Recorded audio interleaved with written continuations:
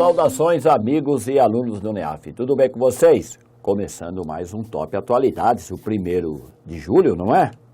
Já está entrando aí na sua telinha com o professor Marcos José, materiais da Raquel Basilone, o mural. Latino-americanos cobram governantes.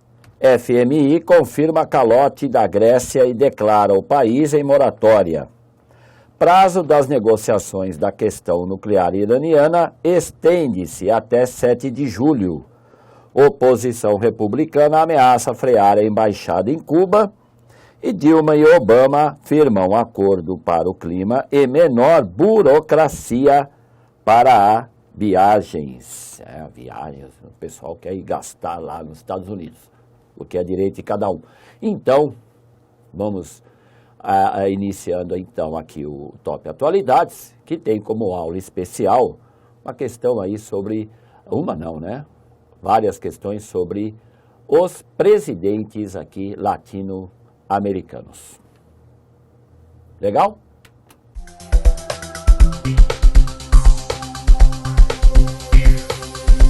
Então, sem mais demora, vamos para a aula especial. Destaque da semana: latino-americanos cobram governantes. E aí, já aparecendo aí como destaque para você, a matéria que eu vou trabalhar, para variar, aí na lousa. Então eu vou chamar você para me acompanhar aqui numa reflexão que eu acho que você vai achar legal, e depois eu volto aqui para o texto para a gente acompanhar, tá bom? Vem cá comigo para a lousa.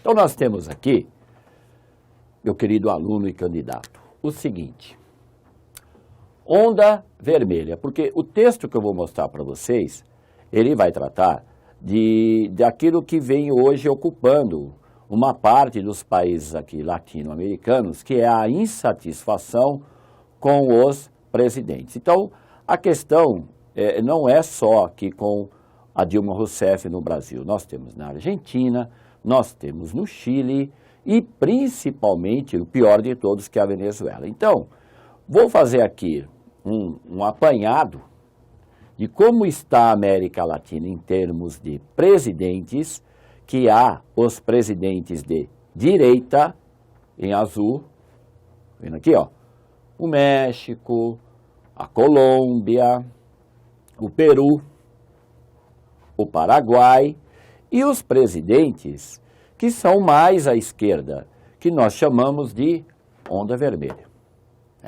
Os mais radicais, como é o caso da Venezuela, da Nicarágua, do Equador, da Bolívia, ok? Então, por isso que eu coloquei assim, Vamos lá. Em azul, os presidentes que são considerados de direita, de centro-direita, como você está vendo aqui, ok? E os presidentes mais à esquerda, em vermelho. Bem, e os presidentes cujos nomes estão em preto? Então, esses também são de esquerda, fazem parte da tal da onda vermelha, que os azuis não fazem. Agora, esses que estão em preto, vamos lá. Tabaré Vázquez, que é o presidente mais novo eleito aqui, foi substituir José Mujica, foi eleito agora, então já tomou posse e tudo. Tabaré Vázquez está aqui em preto. Cristina Kirchner, que este ano tem eleição na Argentina, eleição presidencial. A Michelle Bachelet, aqui do Chile, e a Dilma Rousseff. Esses também fazem parte da onda vermelha, só que não são assim tão à esquerda, comparados com Venezuela, Cuba, do Raul Castro, o Equador, aqui do Rafael Correa, como eu falei, o Evo Morales da Bolívia. Então, a questão aqui é a seguinte: primeiro, mostrar para vocês o quadro da América Latina, porque a América Latina começa onde? Ela começa aqui, no México. Isso, ela começa aqui no México, pega a América Central, porque o México é a América do Norte, pega a América Central e Caribe, eu destaquei só Cuba, porque entra aqui na questão, e a América do Sul inteira. Então, quando nós falamos América Latina, nós estamos aqui, ó, do México até a Patagônia. Então, esse é um detalhe que, para quem de repente não sabia ou nunca deu bola, é por aí, hein? México até a Patagônia.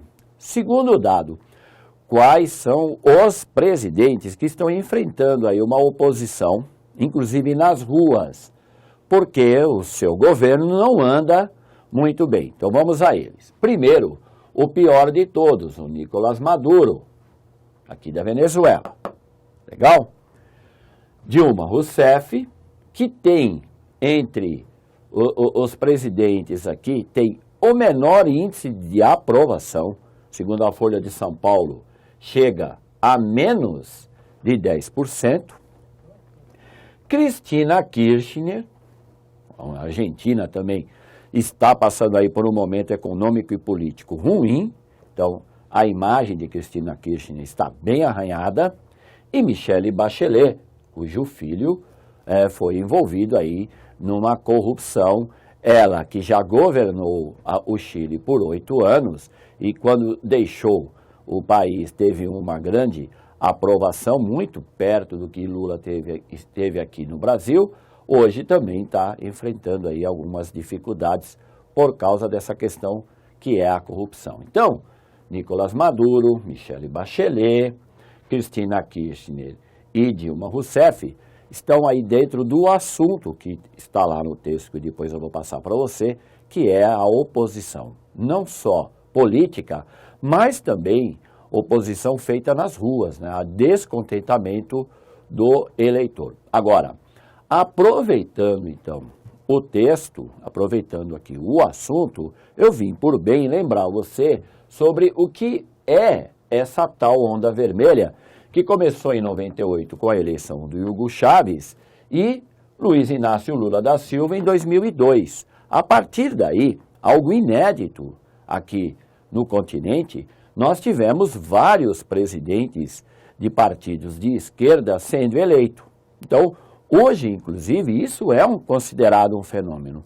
Por quê? Porque, como eu já avisei, já tratei aqui com você, nós temos, não é? Olha, nós temos aqui Nicolás Maduro, Daniel Ortega, Raul Castro, Rafael Correia, Evo Morales, Cristina Kirchner, Tabaré Vázquez, Dilma Rousseff, são todos presidentes de partidos de esquerda que hoje governam aqui no continente. Isso é considerado um fenômeno. Alguns países não entram na onda vermelha, como é o caso do México, Henrique Peña Neto, não é? O Juan Manuel Santos, que tem lá o problema com as Farc na Colômbia, Ollanta Humala, aqui do Peru, tá? E o Horácio Cartes, aqui do Paraguai. O restante são presidentes de partidos de esquerda e, como já foi dito aqui, alguns estão enfrentando uma forte oposição, tá bom? Isso é muito importante que você não só visualize aqui no mapa, mas também faça depois uma pesquisa sobre isso. Vale a pena, porque isso cai numa prova de Enem, numa prova de atualidades, tem muita gente que vai boiar feio. Agora volta aqui comigo, vamos aqui para o slide. Enquanto eu termino aqui o comentário, eu vou passando aqui para você o texto. Nós temos aqui, inclusive, isso é considerado, isso é um fato, isso não é uma propaganda política, tá? Não é uma propaganda política, é um fato que milhões de pessoas na América Latina entraram na classe C, entraram para o mercado de consumo por causa desses governos, então, e é por isso que também é analisado aqui no texto que é um fim de ciclo que nós estamos vivendo, né? Essa história de inclusão social está abalada, de dar uma parada feia. Aqui o caso da Venezuela, como eu já disse, é o pior de todos. Dilma Rousseff, que tem a pior aprovação no continente. O caso aqui da Cristina Kirchner, que eu já tratei aqui com vocês, que é o assassinato ou o suicídio, né, do promotor Alberto Nisman. E lógico, né, em termos de economia, como é que isso vem desenrolando, que é lógico que estamos fechando um ciclo, porque em termos econômicos o continente não anda indo muito bem, não é só o Brasil, tá bom? Então, faça isso que eu falei, candidato, pega esses dados que eu passei para você, pesquisa, porque vale a pena, você não pode deixar isso para a última hora. Legal?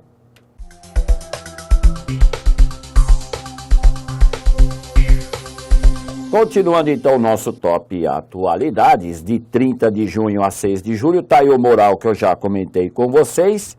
Primeira notícia, Mundo Economia, falando de quem? A Grécia, lógico, o FMI confirma calote da Grécia e declara o país em moratória. E olha, esse default, que é o calote, como é chamado, né? O Fundo Monetário Internacional chama isso de calote. Cuidado, hein, candidato, ó, um segredinho aqui para você, hein? Não vai achar que isso é parecido com a questão da Argentina. O próprio FMI considera o default aí da Grécia legítimo, porque quando foi feito um acordo entre a Grécia e o FMI, esse foi um acordo bilateral. Então, isso é um detalhe que você não pode deixar passar. Relação economia mundial, zona do euro e sugestão de leitura, entenda o calote da Grécia e como o Fundo Monetário foi de Salvador a primeira vítima. Faz a leitura aí pelo link. Mundo política. Prazo das negociações da questão nuclear iraniana estende-se até 7 de julho. Então aí, olha, essa rodada, viu? Essa rodada de negociação que está acontecendo em Viena, foi por bem estender aí o prazo. Por quê?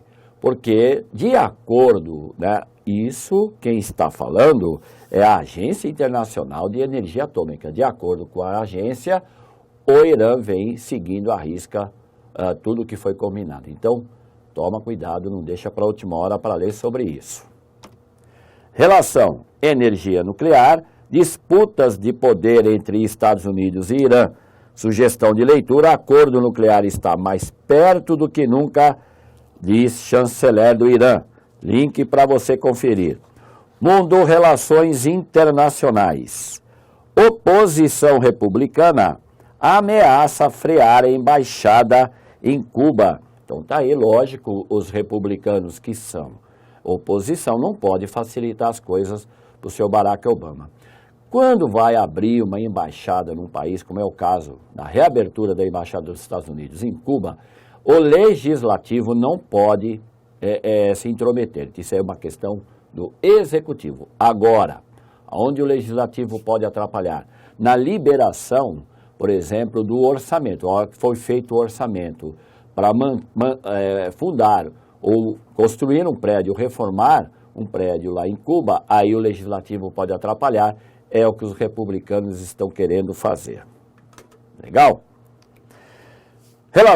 Relações internacionais, retomada das relações Estados Unidos e Cuba após embargo americano e sugestão de leitura, o que ainda impede a normalização das relações entre Estados Unidos e Cuba. Brasil, relações internacionais. Dilma e Obama afirmam acordo para o clima e menor burocracia para a viagem. Inclusive, viu, candidato, essa questão do clima, tanto para os Estados Unidos quanto para o Brasil, eles estão visando lá a COP21, hein, que vai acontecer em Paris no final do ano. Não deixa para ler sobre isso lá na frente, hein? Relações internacionais, resoluções sobre meio ambiente e como sugestão de leitura, Obama e Dilma defendem acordo mundial sobre o clima.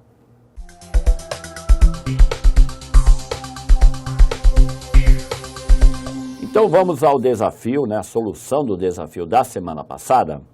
Para você que não viu, para você que não sabe aí qual é a questão, então ela está aí para você dar uma olhadinha. E agora, vamos lá. Está aí a alternativa E. Isso, alternativa E. Por que a alternativa E? A Irmandade Muçulmana, que é incorreta, né, não teve nenhuma participação na Primavera Árabe.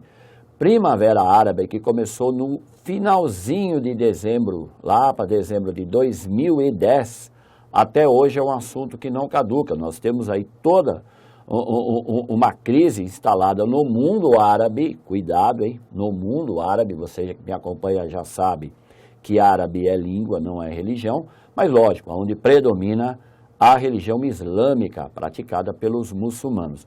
Eu fiz um mapinha aqui, antes de passar o texto para vocês sobre a solução da questão, eu fiz um mapinha só para a gente fazer uma abordagem rápida sobre a Primavera Árabe.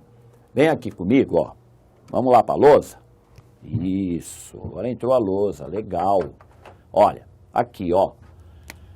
Em 2011, porque a Primavera Árabe começa, como eu já disse, no final de 2010, em 2011, uma série de ditadores, veja bem, hein?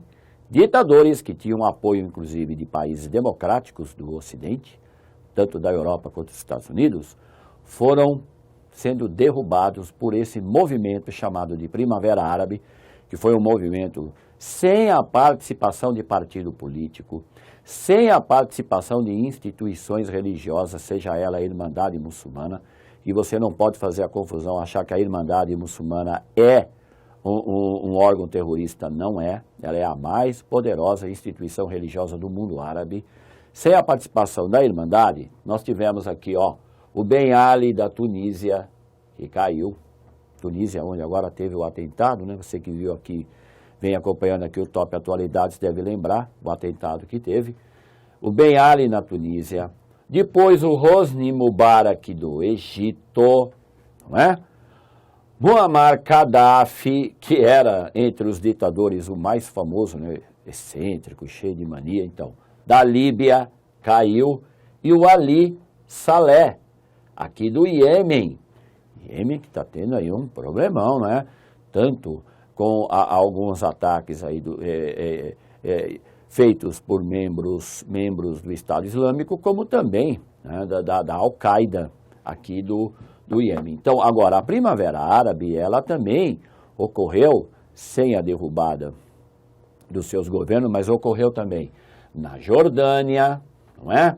Em Omã, tá? E cuidado, hein? Tudo que está acontecendo aqui na Síria do senhor Bashar al-Assad tem a ver com a Primavera Árabe. Então, ó, norte da África, para você que de repente não é muito bom de mapa, esse aqui é o norte da África, aqui no meio está o mar Mediterrâneo, e aqui, ó, nós temos o Oriente Médio. Fique esperto com isso, hein, candidato? Agora volta aqui comigo para eu passar para você os slides, não é? Então tá aqui, já viu o mapinha, símbolo da Irmandade Muçulmana e a Sharia, não é? A Sharia que é a implantação da lei do Corão. Toma cuidado com esses conceitos. Legal? E finalmente, para fechar o top, vamos ao desafio dessa semana. A matriz de transporte de um país é um conjunto dos meios de circulação usados para locomover mercadorias e pessoas. Como o transporte de carga é um dos problemas básicos da economia, é principalmente dele que tratamos quando falamos do assunto. Uma matriz de transporte ideal seria a. Composta principalmente de transporte terrestre, como rodovias modernas e vasta rede de trens. B. Aquela que traria um conjunto articulado entre transporte hidroviário, ferroviário e rodoviário, sendo as principais cargas transportadas por hidroviário. C. Composta por hidrovias, rodovias, ferrovias e aéreo, sendo a rodovia o sistema principal interligando todos. D. O transporte por dutos e tubulações, hidroviário e ferroviário, ou E. Um conjunto de situações onde prevaleceria o hidroviário, rodoviário e trens para interligar tudo. E assim fechamos mais esse Top Atualidades, que foi de 30 de junho a 6 de julho, esperando que você tenha uma boa semana com boas leituras e grandes pesquisas. Me espere que segunda-feira estarei de volta, tá bom? Um abraço.